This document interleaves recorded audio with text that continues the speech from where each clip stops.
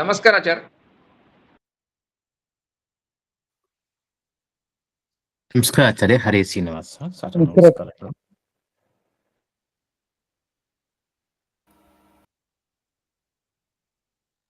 ನಮಸ್ಕಾರ ಗುರುಗಳೇ. ಹರೇ ಶ್ರೀನಿವಾಸ.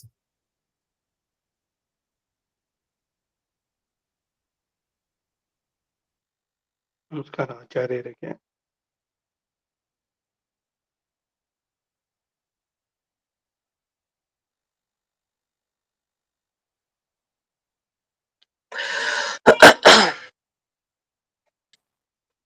ಹರೇ ಶ್ರೀನಿವಾಸ ಆಚಾರ್ಯ. ನಮಸ್ಕಾರ ಗುರುಗಳಿಗೆ.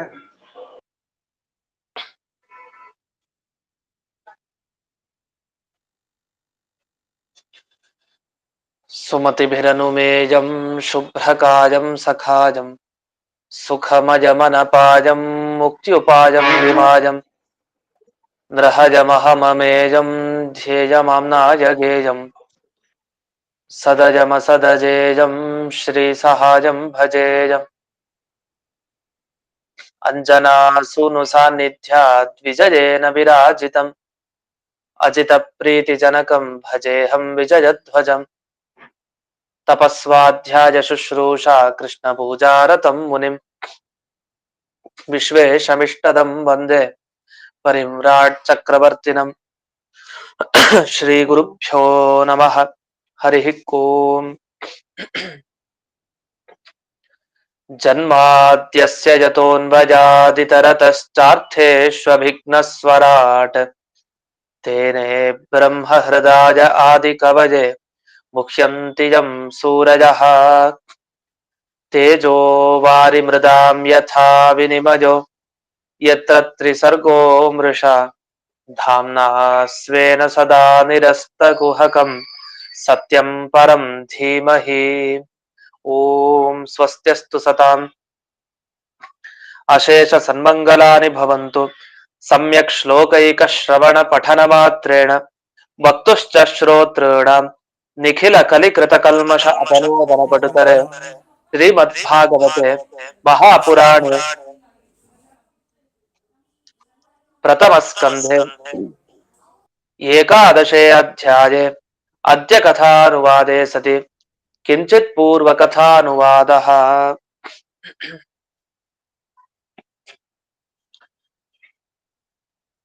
ಈ ಮೊದಲನೇ ಶ್ಲೋಕ, ಈಗೇನು ಹೊಸ ಅಧ್ಯಾಯ ಪ್ರಾರಂಭ ಆಗ್ತಾ ಇದೆ, 11ನೆಯ ಅಧ್ಯಾಯ.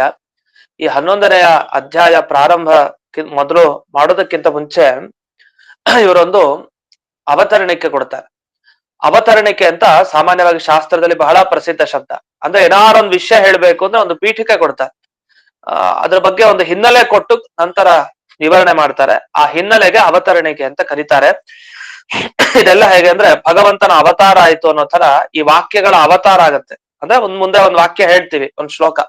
ಆ ಶ್ಲೋಕ ಅವತಾರ ಆಗೋದಕ್ಕೆ ಏನಾದ್ರು ಕಾರಣ ಬೇಕಲ್ಲ. ದೇವರ ಅವತಾರ ಆಗ್ಲಿಕ್ಕೆ ಒಂದು ಕಾರಣ ಇದೆಯಲ್ಲ, ಹಾಗೆ ಶ್ಲೋಕಗಳು ಒಂದೊಂದು ಬರ್ಲಿಕ್ಕೂ ಒಂದೊಂದು ಅವತಾರ ಆಗ್ಲಿಕ್ಕೂ ಒಂದೊಂದು ಕಾರಣ ಇದೆ. ಈ ದೃಷ್ಟಿಯಲ್ಲಿ ಅವತರಣಿಕೆ ಅಂತ ಕೊಡ್ತಾರೆ.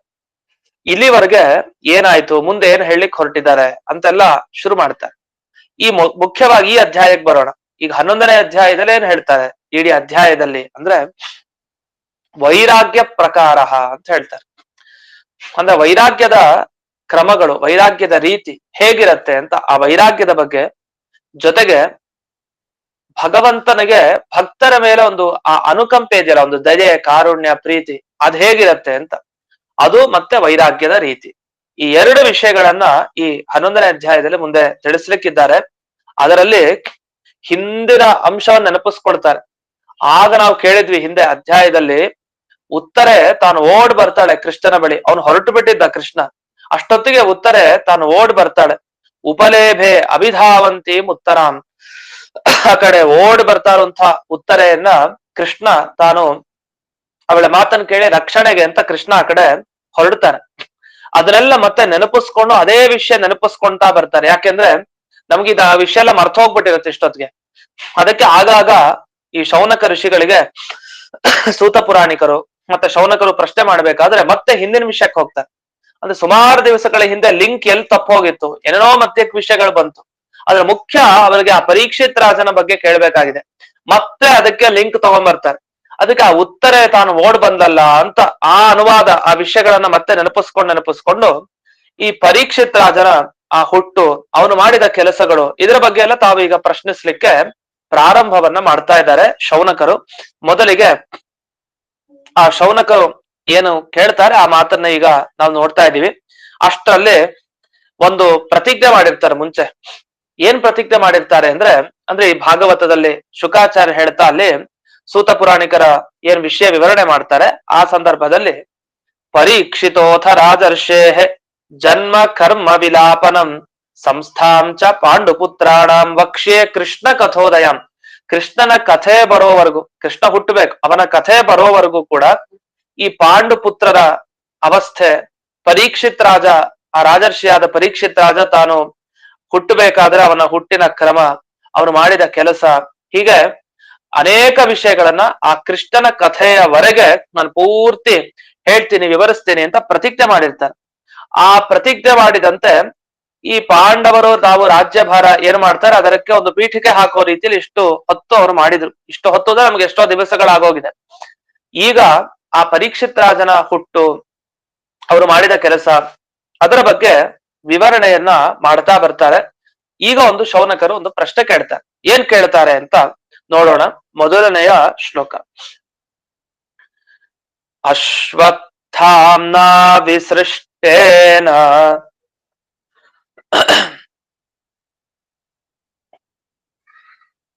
ಬ್ರಹ್ಮ ಶೀರ್ಷ್ಣೋರು ತೇಜಸಾ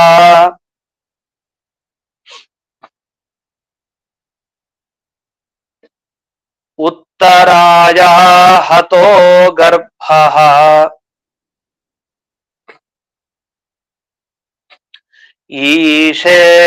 ಈಶೇನೋಜ್ಜೀವಿತಃ ಪುನಃ.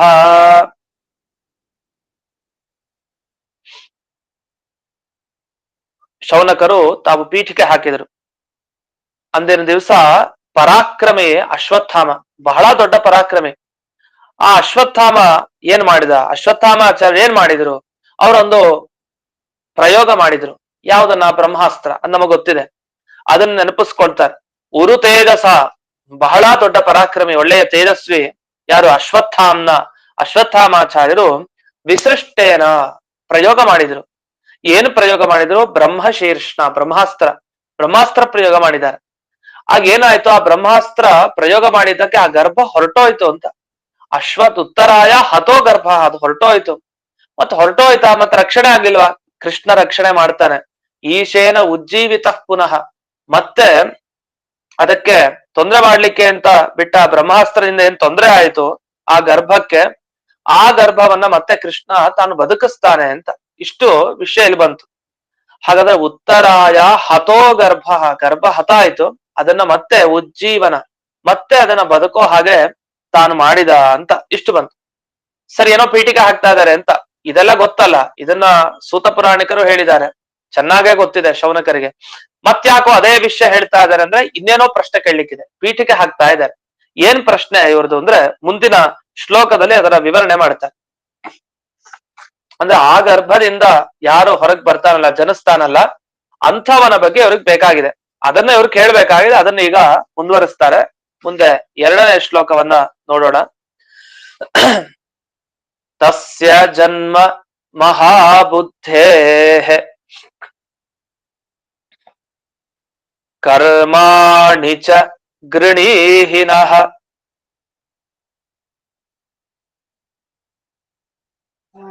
ನಿಧನಂ ಚ ಯಥೈವಾಸೀತ್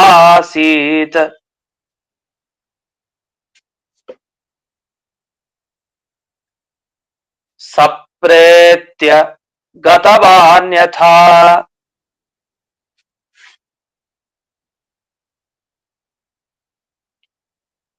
ನಮಗೆ ಈಗ ಒಬ್ಬರ ಬಗ್ಗೆ ತಿಳಿಸ್ಬೇಕು ಅಂತ ಸೂತ ಪುರಾಣಿಕರ ಬಳಿ ಕೇಳ್ತಾ ಇದ್ದಾರೆ. ಯಾರ ಬಗ್ಗೆ? ಪರೀಕ್ಷಿತ್ ರಾಜನ ಬಗ್ಗೆ ಬೇಕಾಗಿದೆ ಅವರಿಗೆ. ಅದಕ್ಕೆ ಆ ಪರೀಕ್ಷಿತ್ ರಾಜನ ಹೊಗಳ್ತಾರೆ. ಮಹಾಬುದ್ಧಿ ಅವನು ಅಂತ ಶಬ್ದ ಹಾಕಿದ್ದಾರೆ ಭಾಗದಲ್ಲಿ. ಮಹಾಬುದ್ಧಿ, ತುಂಬಾ ಬುದ್ಧಿವಂತ ಪರೀಕ್ಷಿತ್ ರಾಜ, ಅವನಷ್ಟು ಬುದ್ಧಿ ಯಾರಿಗೂ ಇರ್ಲಿಲ್ಲ ಅಂತ. ನಿಜ, ದೇವರ ಬಗ್ಗೆ ಸರಿಯಾದ ಕಲ್ಪನೆ ಇತ್ತು ಅವನಿಗೆ. ಭಗವಂತ ಸರ್ವೋತ್ತಮ ಅನ್ನೋ ಜ್ಞಾನ ಚೆನ್ನಾಗಿತ್ತು. ಆ ಒಳ್ಳೆ ಭಗವಂತನ ಬಗ್ಗೆ ಜ್ಞಾನ ಇದ್ದಿದ್ರಿಂದ ತಾನು ಅಂಥ ಕಷ್ಟದ ಪರಿಸ್ಥಿತಿಯಲ್ಲೂ ಕೇಳಲಿಕ್ಕೆ ಅವನು ಹೊರಟ. ಅದೆಲ್ಲ ಆಗ್ಬೇಕು ಅಂತ ನಿಜವಾಗ್ಲೂ ಬುದ್ಧಿವಂತನು, ಮಹಾಬುದ್ಧಿ ಇರೋನು ಯಾರು? ಆ ಪರೀಕ್ಷನ್ ಮಹಾರಾಜ. ಅವನು ತಾನು ಹುಟ್ಟಿದ್ ಹೇಗೆ ಅದರ ರೀತಿಗೆ ತಿಳಿಸಿ, ಮತ್ತೆ ಕರ್ಮಗಳು ಅವನು ಮಾಡಿದ ಕೆಲಸ ಏನೋ ಅದನ್ನ ನಮಗ್ ತಿಳಿಸಿ, ಜೊತೆಗೆ ಅವನು ನಿಧನಂ, ಅವನ ಮರಣ ಆಯ್ತಲ್ಲ, ಪರೀಕ್ಷಿತ್ ರಾಜನ ಮರಣ, ಅದ್ ಹೇಗಾಯ್ತು ಅದೂ ನಮಗೂ ಬೇಕು. ಅದು ಮರಣ ಆದ್ಮೇಲಿಂದ ಅವನು ಮುಂದಕ್ಕೆ ಯಾವ ಲೋಕಕ್ಕೆ ಹೋದ ಅದೂ ಬೇಕು. ಏನ್ ಕೇಳಿದ್ರು ಶೌನಕರು ಅಂದ್ರೆ, ಅವನು ಹುಟ್ಟಿದಾಗಿನಿಂದ ಹಿಡಿದು, ಅಂದ್ರೆ ಹುಟ್ಟೋ ಮುಂಚೆನ ಗರ್ಭಾವಸ್ಥೆ ಅದೆಲ್ಲ ಗೊತ್ತಾಗಿದೆ, ಅಲ್ಲಿಂದ ಹಿಡಿದು ಮುಂದೆ ಅವನು ಯಾವ ಲೋಕಕ್ಕೆ ಹೋಗ್ತಾನಲ್ಲ ಅಲ್ಲಿವರೆಗೂ ತಿಳಿಸ್ಕೊಡಿ ಅಂತ. ಇದು ಹೇಗೆ ಅಂದ್ರೆ, ಒಬ್ಬ ಮನುಷ್ಯ ತಾನು ಹೇಗೆ ಬಂದ ಮತ್ತೆ ಕೊನೆಗೆ ಎಲ್ಲಿ ಸೇರ್ತಾನೆ ಅಲ್ಲಿವರೆಗೂ ಸಂಪೂರ್ಣ ಅವನ ಇಡೀ ಪರೀಕ್ಷಿತ್ ರಾಜನ ಚರಿತ್ರೆಯನ್ನು ನಮಗ್ ತಿಳಿಸಿ ಅಂತ ಕೇಳೋ ಭಾವನೆ. ಆದರೆ ಅವ್ರು ಹೇಳೋದಿಷ್ಟು, ಒಂದು ಜನ್ಮ ಹುಟ್ಟು, ಮತ್ತೊಂದು ಕೆಲಸ, ಮತ್ತೊಂದು ಅವನ ಮರಣ, ಮತ್ತೊಂದು ಮರಣ ಆದ್ಮೇಲೆ ಸೇರೋ ಲೋಕ, ಇಷ್ಟು ಬಗ್ಗೆ ನಮಗ್ ಬೇಕು ಅಂತ ಕೇಳ್ತಾರೆ. ಇಲ್ಲಿ ಪ್ರೇತ್ಯ ಅಂತ ಒಂದು ಶಬ್ದ ಇದೆ. ಪ್ರೇತ್ಯ ಅಂದ್ರೆ ಪ್ರೇತ ಅಂತೆಲ್ಲ ಶಬ್ದ ಬಳಸ್ತಾ ಇರ್ತೀವಲ್ಲ, ಇಲ್ಲಿ ಪ್ರೇತ್ಯ ಅಂದ್ರೆ ಯಾರು ಮರಣವನ್ನ ಹೊಡೆದಿರ್ತಾರೆ ಅವರಿಗೆ ಪ್ರೇತ ಅಂತ ಕರೀತಾರೆ ಅಂತ. ಈತ ಅಂದ್ರೆ ಹೊರಡೋದು, ಪ್ರ ಅಂದ್ರೆ ಈ ದೇಹದಿಂದ ಹೊರಟ ವ್ಯಕ್ತಿಗೆ ಪ್ರೇತ ಅಂತ ಆ ಶಬ್ದವನ್ನು ಕರೀತಾರೆ. ಇಲ್ಲಿ ಪ್ರೇತ್ಯ ಅಂದ್ರೆ ಮರಣವನ್ನ ಹೊಂದಿದ ಮೇಲೆ ಅಂತ. ಆ ಮರಣವನ್ನ ಹೊಂದಿದ್ದು ಅನ್ನೋದೇ ಇದೆ, ಅದು ಇಲ್ಲಿ ಪ್ರೇತ್ಯ ಅನ್ನೋ ಶಬ್ದಕ್ಕೆ ಅರ್ಥ. ಆ ಮರಣವನ್ನ ಹೊಂದಿದ ಮೇಲೆ ಅಂದ್ರೆ ಅವನು ಮುಂದೆ ಪ್ರಯಾಣ ಮಾಡಿದ ಮೇಲೆ ದೇಹದಿಂದ ತಾನು ಯಾವ ಲೋಕಕ್ಕೆ ಹೋದ, ಕಂ ಲೋಕಂ ಗತವಾನ್, ಯಾವ ಲೋಕಕ್ಕೆ ಅವನು ಹೋದ ಅಂತ. ಇದು ಬೇಕು ನಮಗೆ ಅಂತ ಈ ಸೂತ ಪುರಾಣಿಕರ ಬಳಿ ಶೌನಕರು ತಾವು ಪ್ರಶ್ನೆಯನ್ನ ಮಾಡ್ತಾ ಇದ್ದಾರೆ. ಅದರ ಬಗ್ಗೆ ಇನ್ನೂ ಮುಂದುವರಿಸ್ತಾರ ಅವರು, ಯಾವುದರ ಬಗ್ಗೆ ಇವ್ರಿಗೆ ಬೇಕಾಗಿದೆ ಅಂತ. ಬರೀ ಪರೀಕ್ಷಿತ್ ರಾಜನ ಬಗ್ಗೆ ಕೇಳ್ಲಿಕ್ಕೆ ಅಷ್ಟೇನಾ ಕೂತ್ರ ಇವರು, ಅವನ ಬಗ್ಗೆ ಕೇಳಿ ಏನ್ ಮಾಡ್ಬೇಕು ಅಂತ ನಮ್ಗೆ ಅನ್ನಿಸ್ಬೋದು. ಆದ್ರೆ ಅವ್ರು ಹೇಳೋಂತ ಮುಂದಿನ ಶ್ಲೋಕದ ಆ ಮಾತುಗಳೇನಿದೆ ಅದು ಬಹಳ ಉಚಿತವಾದ ಮಾತು, ಅದನ್ನ ಹೇಳ್ತಾರೆ. ಅದನ್ನ ಈಗ ನೋಡೋಣ. 3ನೆಯ ಶ್ಲೋಕ. ತದಿದಂ ಶ್ರೋತುಮಿಚ್ಛಾಮಿ ವಕ್ತುಂ ವಾ ಯದಿ ಮನ್ಯಸೆ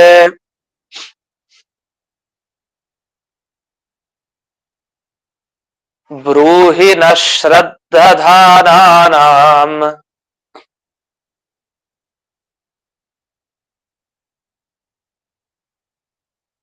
ಯಸ್ಯ ಜ್ಞಾನಮದಾಚ್ಯುಕಃ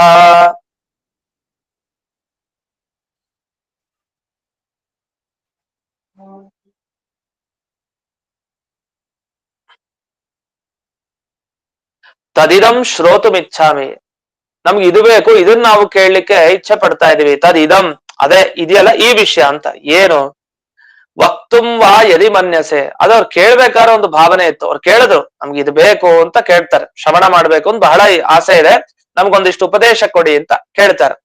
ಕೇಳ್ಬೇಕಾದ್ರೆ ವಕ್ತುಂ ವಾ ಯದಿ ಮನ್ಯಸೆ ಅಂದ್ರೆ ನಮಗ ಅಪೇಕ್ಷೆ ಇದೆ, ನಿಮಗೆ ಅದನ್ನ ಹೇಳ್ಬೋದು ಅಂತ ಆದ್ರೆ ಮಾತ್ರ ಆ ವಿಷಯ ಹೇಳಿ, ಇಲ್ಲಾಂದ್ರೆ ಬೇಡ ಅಂತ ಹೇಳ್ತಾರೆ. ಯಾರಾದ್ರೂ ಹೀಗೆ ಹೇಳ್ತಾರೆ, ಇನ್ನು ನಿಮ್ಗೆ ಏನೇನ್ ಗೊತ್ತಿದ್ಯೋ, ಏನೇನ್ ರಹಸ್ಯ ಇದೆಯೋ ಎಲ್ಲಾನು ಹೇಳ್ಕೊಟ್ಬಿಡಿ ಅಂತ ಕೇಳ್ತಾರೆ.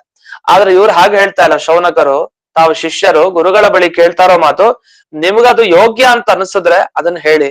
ವಕ್ತುಂ ಯದಿ ಮನ್ಯಸೆ, ಅದನ್ನ ಹೇಳ್ಬೇಕು ಅಂತ ಮನಸ್ಸಿದ್ರೆ ಅಂದ್ರೆ ಅರ್ಥ ಅದು ನಿಜವಾಗಿ ರಹಸ್ಯವಾಗಿದ್ರೆ ಅದನ್ನ ಹೇಳೋದು ಬೇಡ ಅಂತ ಆಗಿದ್ರೆ ಅದು ಬೇಡ, ನಮಗೇನು ಬೇಕೋ ಅಷ್ಟನ್ನು ತಿಳಿಸಿ.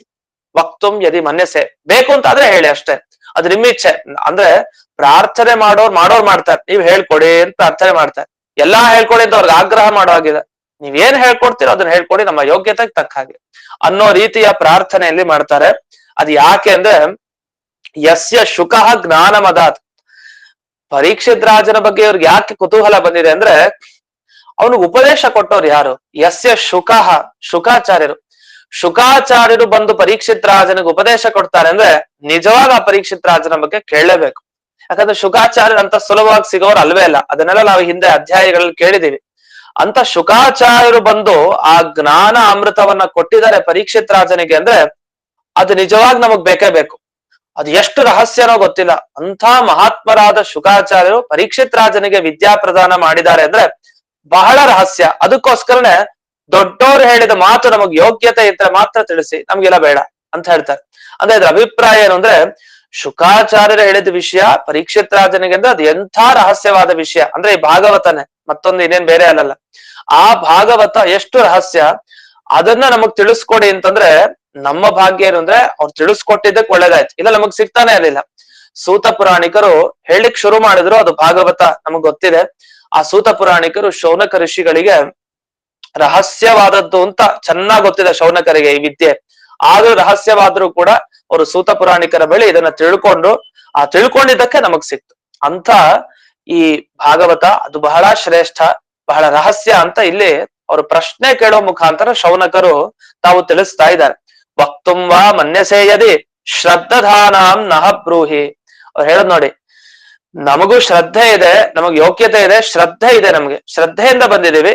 ಆದ್ರಿಂದ ಶ್ರದ್ಧೆಯನ್ನು ಹೊಂದಿರೋ ನಮಗೆ ನೀವು ಅದು ರಹಸ್ಯ ಆದ್ರೂ ಅದು ಹೇಳ್ಬೇಕು ಅಂತ ಆದ್ರೆ, ನೀವ್ ತಿಳ್ಕೊಂಡಿದ್ರೆ ಹೇಳ್ಬಹುದು ಅಂತ ಆದ್ರೆ ಅದು ಮಾತ್ರ ಹೇಳಿ.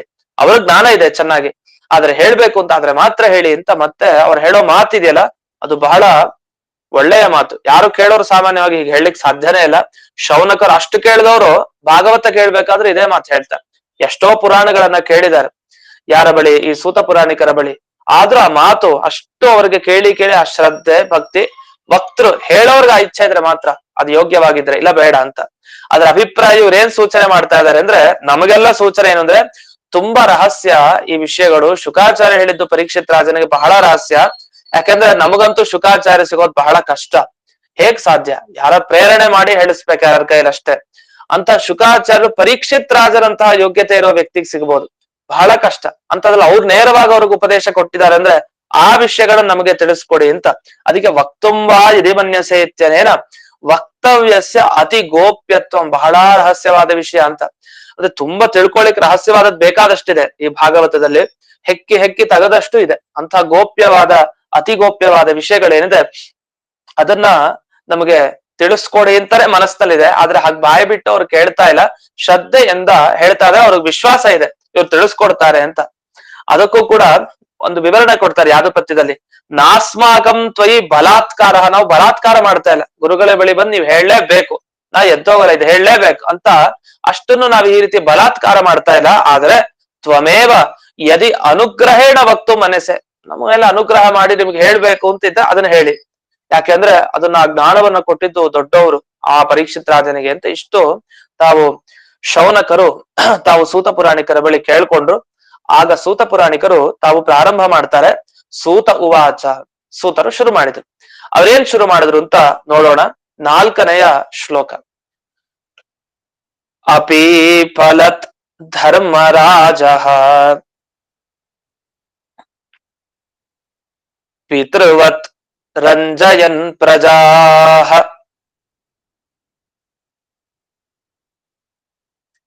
ನಿಸ್ಪೃಹ ಸರ್ವಕಾಮೇಭ್ಯಃ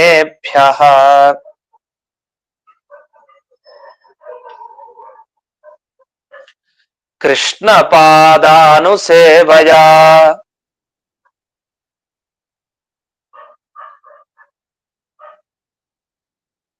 ಇಲ್ಲೊಂದು ಪೀಠಿಕೆ ಹಾಕ್ತಾರೆ. ಈ ಶ್ಲೋಕ ಯಾಕೆ ಹೊರಡ್ತು ಅಂತಂದ್ರೆ, ಯುಧಿಷ್ಠಿರ ತಾನು ರಾಜ್ಯವನ್ನ ನೋಡ್ಕೊಳ್ತಾ ಇದ್ದ ಯುಧಿಷ್ಠಿರ. ಆಗ ಅಶ್ವಮೇಧ ಯಾಗ ಮಾಡ್ದ. ಆ ಅಶ್ವಮೇಧ ಯಾಗ ಮಾಡೋ ಮುಂಚೆನೆ ಪರೀಕ್ಷಿತ್ ರಾಜ ಹುಟ್ಟಿದ್ದು. ಹಾಗಾದ್ರೆ ಅಶ್ವಮೇಧ ಯಾಗ ಮಾಡಿದ ಮೇಲೆಲ್ಲ, ಅಶ್ವಮೇಧ ಯಾಗ ಮಾಡೋ ಮುಂಚೆನೆ ಪರೀಕ್ಷಿತನ ಜನ್ಮ ಅದಾಗಿತ್ತು ಅಂತ ಸೂಚನೆ ಮಾಡ್ಬೇಕಾಗಿದೆ. ಅದಕ್ಕೋಸ್ಕರ ಏನ್ ಮಾಡ್ತಾರೆ, ಮೊದಲಿಗೆ ಒಂದಿಷ್ಟು ರಾಜ್ಯ ಪರಿಪಾಲನೆ ಅವ್ನು ಹೇಗ್ ಮಾಡ್ತಾ ಇದ್ದ ಯುಧಿಷ್ಠಿರ ಅದನ್ನೆಲ್ಲ ಸ್ವಲ್ಪ ಸಂಕ್ಷೇಪವಾಗಿ ತಿಳಿಸ್ತಾರೆ. ತಿಳಿಸಿ ಮುಂದಕ್ಕೆ ಬರ್ತಾರೆ. ನೋಡಿ, ಅವ್ರು ಶುರು ಮಾಡಿದ ಪ್ರಶ್ನೆಗೆ ತಕ್ಷಣ ಉತ್ತರ ಕೊಡಲ್ಲ, ನಿಧಾನವಾಗಿ ಎತ್ಕೊಳ್ತಾರೆ. ಆ ವಿಷಯ ಎತ್ಕೊಂಡು ನಂತರ ಉತ್ತರಕ್ಕೆ ಬರ್ತಾರೆ ಪರೀಕ್ಷಿತ್ ರಾಜನ ಬಗ್ಗೆ. ಅಪೀಫಲತ್ ಧರ್ಮರಾಜ, ಧರ್ಮರಾಜ ಅಪೀಫಲತ್ ಅಂದ್ರೆ ರಕ್ಷಣೆ ಮಾಡದ ಚೆನ್ನಾಗಿ. ಆ ರಕ್ಷಣೆ ಮಾಡಿದ್ದು ಹೇಗ್ ಮಾಡದ ಪ್ರಜೆಗಳ ರಕ್ಷಣೆ ಅಂದ್ರೆ, ಎಲ್ಲರಿಗೂ ತಮ್ಮ ಮನೆಗಳಲ್ಲಿ ತಂದೆ ತಾಯಿ ರಕ್ಷಣೆ ಮಾಡ್ತಾರೆ. ಪ್ರಜೆಗಳಿಗೆಲ್ಲ ಇನ್ನೊಬ್ಬ ತಂದೆ ಸಿಕ್ಕದಂತೆ. ಅದ್ಯಾರು? ಈ ಧರ್ಮರಾಜ, ಇನ್ನೊಬ್ಬ ಯುಧಿಷ್ಠಿರ ಅಷ್ಟು ಚೆನ್ನಾಗಿ ತಂದೆಯಂತೆ ಎಲ್ಲ ಪ್ರಜೆಗಳ ರಕ್ಷಣೆಯನ್ನ ಮಾಡ್ದ. ಅದ್ ಹೇಗ್ ಮಾಡ್ದ ಅಂದ್ರೆ ಆಶ್ಚರ್ಯ. ಯಾಕೆಂದ್ರೆ ಅವನಿಗೆ ಆ ಎಲ್ಲಾ ಪ್ರಜೆಗಳಿಗೂ ಇವನು ತಂದೆ ಅನ್ನೋ ಭಾವನೆ ಬರ್ತಾ ಇದೆ. ಯಾಕೆಂದ್ರೆ ಅವನಿಗೆ ಇವರೆಲ್ಲ ಮಕ್ಕಳು ಅನ್ನೋ ಭಾವನೆ ಇತ್ತು. ಹಾಗಾಗಿ ತಂದೆ ತರನೇ ವರ್ತಿಸ್ತಾ ಇದ್ದ. ಆ ತರ ಪೋಷಣೆಯನ್ನ ಯುಧಿಷ್ಠಿರ ಮಾಡಿದ. ಪಿತೃವತ್ ರಂಜಯನ್ ಪ್ರಜಾಹ ಅಂತ ಹೇಳ್ತಾರೆ. ಪಿತೃವತ್ ತಂದೆಯ ತರ, ಪ್ರಜಾಹ ರಂಜಯನ್ ಪ್ರಜೆಗಳಿಗೆ ಏನು ಬೇಕೋ ಆ ರೀತಿ ಉಚಿತವಾದದ್ದನ್ನೆಲ್ಲ ಮಾಡ್ತಾ ಇದ್ದ, ಸಂತೋಷ ಪಡಿಸ್ತಾ ಇದ್ದ. ಪ್ರಕೃತ ಇದೆಲ್ಲ ಮಾಡ್ತಾ ಇದ್ನಲ್ಲ, ಇಷ್ಟೇ ಅಲ್ಲ, ಬರೀ ಪ್ರಜೆಗಳಲ್ಲೇ ರಕ್ಷಣೆಯಲ್ಲೇ ಮುಳುಗ್ಲಿಲ್ಲ. ಆ ರೀತಿ ಅವನಿಗೆ ಯೋಚನೆ ಬಂದು ಆ ಪ್ರಜೆಗಳೆಲ್ಲ ರಕ್ಷಣೆ ಮಾಡ್ಬೇಕು ಅಂದ್ರೆ ಅವನಿಗೆ ದೊಡ್ಡ ಅನುಗ್ರಹ ಒಂದಾಗಿತ್ತು. ಏನ್ ಅನುಗ್ರಹ ಆಗಿತ್ತು ಅಂದ್ರೆ ಕೃಷ್ಣ ಪಾದಾನುಸೇವೆಯ. ಅವನು ನಿರಂತರ ಕೃಷ್ಣನ ಪಾದ ಕಮಲಗಳಲ್ಲಿ ನಿರಂತರ ಆಶ್ರಯಣ ಮಾಡಿದ್ದ. ಅಂದ್ರೆ ನಿರಂತರ ಭಗವಂತನ ಪಾದ ಚಿಂತನೆಯಲ್ಲಿ ಮುಳುಗಿದ್ದಾದ್ರಿಂದ ಸರ್ವ ಕಾಮೇಭ್ಯ ನಿಸ್ಪೃಹ. ಎಲ್ಲಾ ಕಡೆ ಕಾಮನೆಗಳು. ಆ ಒಬ್ಬ ರಾಜನಾದ ಮೇಲೆ ಅವ್ನಿಗೆ ಎಷ್ಟು ಕಾಮನೆಗಳಿರ್ಲಿಕ್ಕೆ ಸಾಧ್ಯ ಇಲ್ಲ, ಯಾಕಂದ್ರೆ ಅವಂದೇ ಸರ್ವಾಧಿಕಾರ. ಅಂದ್ಮೇಲೆ ಇನ್ನೆಷ್ಟೆಷ್ಟು ಕಾಮನೆಗಳು ಬರ್ಲಿಕ್ಕಿಲ್ಲ. ಆದ್ರೆ ಎಲ್ಲಾ ಆಸೆಗಳನ್ನ ಪಕ್ಕಕ್ಕೆ ಹಾಕ್ಬಿಟ್ಟಿದ್ದಾನೆ. ಬೇಡವೇ ಬೇಡ ಯಾವ್ದು. ಅವನು ಬೇಕಾಗಿದ್ದು ಒಂದೇ ಒಂದು ಕಾಮನೆ ಇತ್ತು, ಅದು ಕೃಷ್ಣ ಪಾದಾನುಸೇವೆ. ಭಗವಂತನ ಪಾದ ಸೇವೆ ಏನಿತ್ತು ಆ ಸೇವೆ ಆ ಮಾಡಿದ್ರಿಂದ ಎಚ್ಚರನೂ ಇತ್ತು. ಅಲ್ಲೇ ಅವನು ಪಾದ ಸೇವೆ ಮಾಡ್ತಾ ಕೂತ್ರೆ ಪ್ರಜೆಗಳ ಕಥೆ ಏನು ಅಂದ್ರೆ, ತಾನು ತನ್ನ ಕುಟುಂಬ ರಕ್ಷಣೆ ಮಾಡ್ತಾ ಇದ್ದ. ತನ್ನ ಕುಟುಂಬ ಅಂದ್ರೆ ಪ್ರಜೆಗಳು, ಅವ್ರನ್ನೆಲ್ಲ ರಕ್ಷಣೆ ಮಾಡ್ತಾ ಇದ್ದ. ಆದ್ರೆ ದೇವರಲ್ಲಿ ಅಷ್ಟೇ ಮುಳುಗಿದ್ದ. ದೇವರಲ್ಲಿ ಅಷ್ಟು ಮುಳುಗ್ತಾ ತಾನು ತನ್ನ ಸಂಸಾರ ಅಂದ್ರೆ ಈ ಪ್ರಜೆಗಳ ಪಾಲನೆಯನ್ನು ತಾನು ಮಾಡ್ತಾ ಇದ್ದ ಅಂತ. ಇದೊಂದು ಎಚ್ಚರ. ಭಗವಂತನ ಪಾದದಲ್ಲಿ ಮುಳುಗ್ಬೇಕು ಅಂತ ಕುಟುಂಬವನ್ನ ಆ ಕಡೆ ಹೊರಗಾಕಿ ತಾವು ಭಗವಂತನಲ್ಲಿ ಮುಳುಗಿದ್ರೆ ಉಪಯೋಗ ಇಲ್ಲ. ಕುಟುಂಬದ ಪೋಷಣೆಯನ್ನ ಮಾಡ್ತಾ ದೇವರ ವಿಷಯದಲ್ಲಿ ಮುಳುಗಿರ್ಬೇಕು ಅಂತ. ಇದು ಧರ್ಮರಾಜನಿಂದ ಕಲಿಬೇಕಾಗಿರೋದು. ಅದನ್ನ ಸೂತ ಪುರಾಣಿಕರು ನೆನಪಿಸಿಕೊಡ್ತಾರೆ. ನಿಸ್ಪೃಹ ಸರ್ವ ಕಾಮೇಭ್ಯ. ಅವನಿಗೆ ಕೃಷ್ಣನ ಪಾದ ಸೇವೆನೇ ರುಚಿ ಆಗ್ಬಿಟ್ಟಿದೆ. ಯಾಕೆ ಅಂತ ಒಂದು ಕಾರಣ ಕೊಡ್ತಾರೆ. ಬೇರೆ ಯಾಕೆ ಅವನಿಗೆ ಆಸೆ ಬರ್ತಾ ಇಲ್ಲ ಕಾಮನೆಗಳು ಅಂದ್ರೆ, ಕೃಷ್ಣನ ಪಾದದ ಸೇವೆಯ ರುಚಿ ಇದೆಯಲ್ಲ, ಆ ರುಚಿ ಮುಂದೆ ಇನ್ಯಾವ ವಸ್ತುನು ಅವನಿಗೆ ಆನಂದ ಕೊಡ್ತಾನೆ ಇಲ್ಲ. ಅದ್ರಲ್ಲಿ ಬರೀತಾರೆ, ಕೃಷ್ಣ ಪಾದ ಸೇವಾಯ ಅತಿ ಸ್ವಾದುತ್ವಂ. ತುಂಬಾ ರುಚಿಕರ ಅಂತೆ ಆ ಕೃಷ್ಣನ ಪಾದ. ಮುಳುಗದಷ್ಟು ಅವನಿಗೆ ಸಂತೋಷ ಆಗ್ತಾ ಇದೆ. ಆದ್ರೆ ಕಹಿ ಅನ್ನಿಸ್ತಾ ಇದೆ ಅಂತಾಗ. ಇದರ ರುಚಿ ಜಾಸ್ತಿ ಆದಷ್ಟು, ಭಗವಂತನ ಪಾದದ ರುಚಿ ಕಾಮಾನಾಂ ತಿಕ್ತತ್ವಂ, ಅದೆಲ್ಲ ಕಹಿ ಅನ್ನಿಸ್ಲಿಕ್ಕೆ ಶುರು ಆಗಿದೆ. ಅಯ್ಯೋ ವಿಷಯ ಪದಾರ್ಥ ಎಲ್ಲ ಅತಿ ಕಹಿ, ಭಗವಂತನ ಪಾದ ಎಷ್ಟು ಅತಿ ರುಚಿ. ಅದು ಅತಿಯಾದ ರುಚಿಯ ಪರಿಚಯ ಆದ್ರೆ ಅತಿ ಕಹಿಯ ಪರಿಚಯನೂ ಚೆನ್ನಾಗೇ ಆಗತ್ತೆ. ಓ ಇದು ಕಹಿನ, ಇಷ್ಟೊಂದ್ ಕಹಿನ ಅಂತ. ಇಲ್ಲಾಂದ್ರೆ ಅದೇ ರುಚಿ ಅಂತ ನಮ್ಗೆ ಅನ್ಸ್ತಾ ಇರತ್ತೆ. ಹಾಗೆ ಭಗವಂತನ ಪಾದ ಕಮಲ ಸೇವೆಯನ್ನು ಹಿಡ್ಕೊಂಡಿದ್ರಿಂದ ಅವನ್ ಪ್ರತಿಯೊಂದು ಬೇರೆ ಬೇರೆ ಎಲ್ಲ ಕಹಿ ಅಂತ ಗೊತ್ತಾಗ್ತಾ ಇದೆ. ಆದ್ರೆ ಪ್ರಜೆಗಳನ್ನ ಸಂತೋಷ ಪಡಿಸೋದಿದೆಯಲ್ಲ, ಅದು ಬಹಳ ದೊಡ್ಡ ಆನಂದ. ಆ ರುಚಿಯನ್ನು ಕೂಡ ತಾನು ಅನುಭವಿಸ್ತಾ ಇದ್ದಾನೆ ಅಂತ. ಇಲ್ಲಿವರೆಗೆ ಧರ್ಮರಾಜನ ಈ ರಾಜ್ಯ ಪರಿಪಾಲನೆ ಹೇಗಿತ್ತು ಅನ್ನೋದರ ಒಂದು ಸಂಕ್ಷಿಪ್ತವಾದ ವಿವರಣೆಯನ್ನ ಮಾಡ್ತಾರೆ. ಇಷ್ಟು ವಿವರಣೆ ಮಾಡಿದ ಮೇಲೆ ಆ ಧರ್ಮರಾಜನ ಬಗ್ಗೆ ಇನ್ನೂ ವಿಸ್ತಾರವಾಗಿ ಹೇಳ್ತಾರೆ. ಬಹಳ ಚೆನ್ನಾಗಿ ಮುಂದಕ್ಕೆ ಹೇಳ್ತಾರೆ. ಅವನು ಯಾವ ರೀತಿ ವಸ್ತುಗಳನ್ನು ತ್ಯಾಗ ಮಾಡಿದ್ದ, ಯಾವ ರೀತಿ ಭಗವಂತನ ಪಾದ ಕಮಲಗಳನ್ನೇ ಹಿಡಿದಿದ್ದ ಅನ್ನೋ ವಿಷಯವನ್ನ ಬಹಳ ಸುಂದರವಾಗಿ ಮುಂದೆ 5-6ನೇ ಶ್ಲೋಕಗಳಲ್ಲಿ ವರ್ಣಿಸ್ತಾರೆ. ಅದೇನು ಅಂತ ಮತ್ತೆ ನಾಳೆ ದಿವಸ ನೋಡೋಣ ಅಂತ ಹೇಳ್ತಾ ಇಂದಿನ ಪಾಠವನ್ನ ಅಸ್ಮನ್ ಗುರುವಂತರ್ಗತ ವ್ಯಾಸತೀರ್ಥ ಗುರುವಂತರ್ಗತ ಭಾರತೀಯ ರಮಣ ಮುಖ್ಯ ಪ್ರಾಣಾಂತರ್ಗತ ಶ್ರೀಮನ್ ಮೂಲ ಗೋಪಾಲ ಕೃಷ್ಣಗೆ ಅರ್ಪಣೆ ಮಾಡಿ ನಮಸ್ಕಾರ ಆಚಾರ್ಯ. ನಮಸ್ಕಾರ ಆಚಾರ್ಯ. ನಮಸ್ಕಾರ ಗುರುಗಳೇ. ನಮಸ್ಕಾರ ಆಚಾರ್ಯ. ಆಚಾರ್ಯ ನಮಸ್ಕಾರ. ನಮಸ್ತೆ ಗುರುಗಳೇ. ಆಚಾರ್ಯ ಗುರುಗಳೇ ನಮಸ್ಕಾರ ಗುರುಗಳೇ.